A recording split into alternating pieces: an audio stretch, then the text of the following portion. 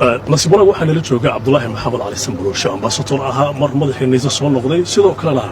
helal ilaa heer wasaaradeed madax ka soo noqday iminkana siyaasi Soomaaliyeed ayaan ku wareysanaynaa wareysigan gaarka ah si gaar ah waxaan diiradda ugu saaraynaa hadallo ama khudbad uu ka jeediyay munaasabad siyaasiyiin fara badan ay ka soo qayb galeen oo ka dhacday magaalada Muqdisho oo aad looga hadlayay baraha bulshada farxad bay noo tahay mudan waxaad ku soo dhawaataa Dalsan TV waa maadsanta intaas kadib waxaan ku haynaa dhowr fariimo oo la xiriira khudbadii aad ka jeedisay munaasabad ka dhacday magaalada Muqdisho dadka qaar waxa ay leeyihiin durbaankii qabyaalada ayuu ambassadorka garaacay mas'uulka garaacay mana loo ka baran erayadan maxaad ula jeeday erayaad ka jeedisay munaasabad waa maadsantahay runtii aad iyo aad ayaan ugu faraxsanahay in aad su'aashaas weydiisid waana very timely waqtiga loo baahnaa ayaad weydiisay runtii horta ilaahay munaafaqada waa nacabiya xaquna waa cad yahay baadilkuna waa cad yahay wax u dhaxeeyana ma fiicna annaga waa noo socotaan dawladnimada hadda noo dhisan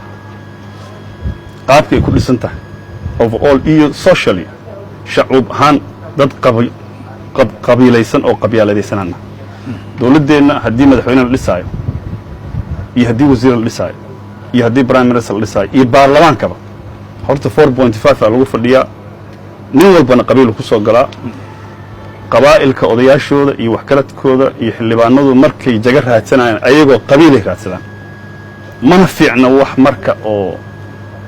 la qabanayaan si loo qabanayo marka kaleetana la qaranayo waxa fiican waxa sidii yini loogu dhaqmo marka aniga horta sideeda 4.5 ma samaynin ka soo qabo aniga mar helalka aad sheegtay waxa kamid mar aan soo noqday xildhibaan inta kale waa la magacaabay xilwaan la socotaa waa la soo doortaa meesha waxa lagu fadhiyaa Digli Mirifle iyo Daarood iyo Hawiye iyo Dir iyo others aniga qabiil aan Hawiye ahayn kama soo gelin horta Hawiyaan xilwaan u noqdo Hawiyana habar gidar xilwaan uma noqonin xawaal u noqdo xawaalna xilwaan agoon uma noqonin cali madaxweyne u noqdo cali madaxweyne markii joogtana doorashada dhacday Jowhar ayaan dhaweeyay ka dhaceysay waa la socotaa marka doorashada la anaas gareeyo yani ilaa heer cali madaxweyne ayaa lay keenay waxaana dhici karta in xantu ay tahay kuwii cali madaxweyne jufadii aniga ay xigtana inay dooratay kuwii ninka iga soo horjeedana asaga ay dooratay kuwa la noo dhaxeeyeen horta qabyaaladu sidaas ayay tahay anigu marka overall waxaan ka wada meesha waxay ahayd waxaan soo sheegay taariikh ahayd dalkan in dawladii maxamed siyaad barre jabhada rideen horta waa wax taariikh oo adiga soo joogtay dad badan oo meesha joogan ay soo joogeen jabhadaas inay ka koobnaa SSDF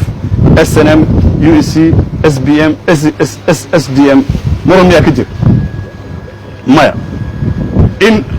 gobolada waqooyi SNMT qabsatay Muuse Biixiyo taliyaashii SNM hogaaminaysay madax uu ka yahay nabadna ay tahay muran ka jira maya SSDF oo Cabdullaahi Yuusuf hogaaminayay inuu garow madax ka noqday oo Puntland madax ka noqday oo madaxweyne noqday been maya nabad inay tahay nabad maya aan ka dhaxgalay inaad ku celisaa khudbada xalay wax macna ma soo kordhinayso sifa ma wax aad ka qoomameynayso aad leedahay 1 iyo 2 iyo 3 waa ku qaldamay aan saxan rabaa oo qalad ay ahayd miyaa ku jira khudbadii aad jeedisay horta sideedaba aniga wixii hadda ka dambeeyay waxaan rabaa dadka Soomaaliyeed siyaasadda mujaamalada inay ka dheefaan si toos ah inay soo hadal qaadaan waxay u baahan yihiin rabaa anigu dadkan la hadlay horta waxay ahayn dad qaas ah Soomaaliyeed ma hadlay hadal kastana context la geliya waxa loo fiiriyaa munaasabada uu ku beegan yahay aniga meeshan waxaan ka sheegayaa waxay tahay war heedhe dadkii Soomaaliyeed hadii uu kala tagay oo la qoqobmay qolo walba ma deegaankeeda waa hagaagsatay qoladiina aanay deegaankiin hagaagsada simple horta message kaas oo ah wax ka fogna markii hore hadalkan bilaabayna waa cudur daartay oo waxaan iraaday ka ahaada hadii ay jirto dad ay wax ay sheegayaan hadda kadib marka aniga waxaan rabaan ku sheegay siyaasadda Soomaaliyeed intay afar arrimo taagantahay waxaan jeclahay sidaan in lagu dhaqmo siyaasadda Soomaaliyeed intii sovereignty-ga siyaadada dalka AMISOM ilaalinayso oo Soomaaliland ay maqan tahay oo shabaab dalka haysto oo qof diaspora ka yimid mulkiilana uu leeyahay madaxtooyada uu geli karo saan in lagu dhaqmo rabaa aniga waxaan rabaa siyaasadda Soomaaliyeed si qabiilaysan oo rasmi ah bacdama anaga ka soo qabaad xisbi UPD aan sameeyay madaxweyne hore xasan sheekh madax noo ah Sheekh Shariif wuxuu sameeyay xisbi Soomaalidu waa diiday asxaabtii in la qarameeyo nin walba xiray Hawiye askale reebel askale waa Puntland waa laga diiday Jubbaland waa laga diiday Hargeysa waa laga diiday xukuumadda ku waa diideen in qabiil lagu Soomaaliya maxaan sameeyay aniga waxay tahay marka baarlamaankan Soomaaliya intuu asxaab ka noqonaya horta aniga Hawiyaan ah aan kala qaadno tan aad sheegtay oo diintana ka hadashay waa waqabaa'ila litacaarafu ma intaas kelima yuhuuda wax looga sheegaa waxa la sheegaa ii sheegeen maxaan ku dhahaa nasaara la sheegaa diimaa la sheegaa wax walbaa la sheegaa waa specific shakhsiyadaa lagu sheegaa laakiin waa lisbaranaa sooma waa loo kala baxay waxaa sheegtay ma tawjiihaaday ahayd mase specific waxaa taabatay boogo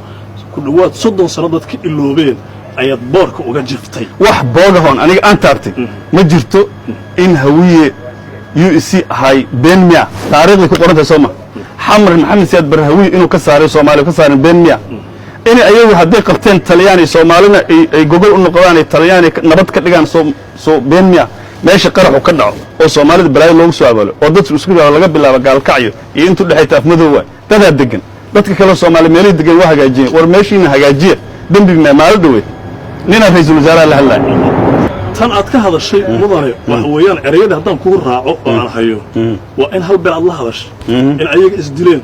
in dad kale ay dileen in dalka uu ka degi la'yahay haddii maanta ay midoobaanna ay noqonayso galmudug israacda sidaa ma u jiri aniga waxaan u irinina hadda ka ra'iisul wasaaraha aan maanta israagna anaga nin odayaha waxa igu yiri haddii nabi aadan maanta la soo saaro meesha kaliya adduunka ka aqoonsanayo waa galmudug oo macnaheedu ta adduunkii kale waa camirmay waa hormaray meeshaana waa dabaysaa war dadka galmudug ihtimaalkaas aad u adag soo ma fiiri meesha galmudug dib u dhac yaalo waxay tahay waa political order-ka ka xun nidaamka ka xun fargelin ha noqotaa ayagoo isgolaha ha noqotaa yani nature-ka meesha ha noqotaa aniga waxaan rabaa galmudug waa meel barwaaqo ah dadka Soomaaliyeed dadka ugu xayeysan ugu dhaqaalaha badan ugu kartida badan ka yimaado waxaan rabaa maamul fiican inuu ka yimaado aniga hiiraan ka yimid waana xiga waxaan rabaa inaan iskaashano shabaab iska saarno waxaan rabnaa beeraha inaan wax ka soo saarno waxaan rabnaa dalka siyaasadiisa annaga wada jirin aan wax ka gooyno wax kale ma ahan maalintii asxaabul abuurana asxaabtaani wal meesha raba laakiin hadda aniga ka soo qaba hawiyaan ahay siyaasadan ka tirsana hawiyi way deegaanka dadka hawiyi inuu hagaagaan raba Soomaalida kalena inay wax u dhinna marno hadii saatahay oo dad gaar la hadlayso oo hal qabiil la hadlayso miyaysan habboonayn in over record wax la yiraahdo waxba inta la duubin aad wax soo sheegtaa sideeda meesha idinka jooga dadka inay wax gaarsiin rabay off the record wax la ma jiraan hadda mobile la haystaa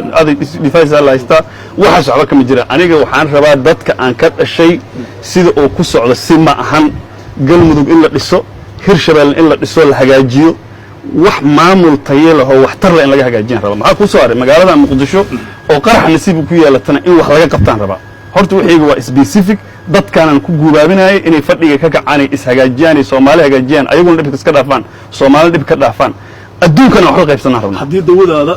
ay daa keentay ama cudur keentay ka waran oo sidaad u sheegaysay dhibaato ka badan ama fikirkii mid ka sii xun wax ka dhalanaya ma jiraan war meesha galmudug hadda waa qalan tahay oo cadaadan meel degan tahay gaalka meel degan tahay abudu meel degan tahay dhuusamre meel degan tahay deegaano kale waa laga haystaa hal isku keenay maamul midaysan dhista ishagaajiya Soomaalina waxbaad u gashaan idinkuna waxbaad isku hagaasheen maxaa dhib ku jira wareer ishagaajiyaan lahayd dadku duulama la aniga isku duulama iri heshiiye oo dadka la heshiiye oo Soomaali miday aan dhahay wax kale ma dhahay erayadaada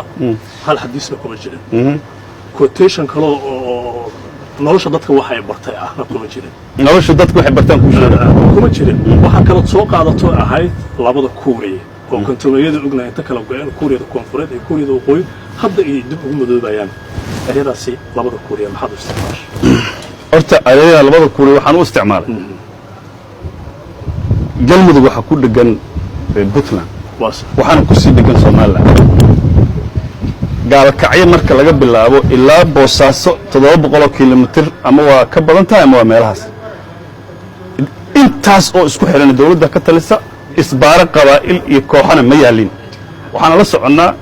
gaalkacyo meesha laga soo bilaabo ilaa ku timaado matabaan jufo inay isbaaro u kala taalo waxaan rabaa sida galmudug Puntland u midaysan tahay galmudug in loo mideeyo maamul macnada laga sameeyo sida deegaankaas waa la socotaa airportka Boosaaso la dhis oo airportka Garowe la dhis oo dekada Boosaaso la dhis oo Tabarbaraa la dhis ayaguna dekad male jidna male airportna male wax ay liina la marka waxaan rabaa dadka la degan horumarka muuqdo oo aan inkiri karin oo ag yaala in sidoo hormaraan rabnaa wax kale ma rabno haddii nalas ma eeba waan run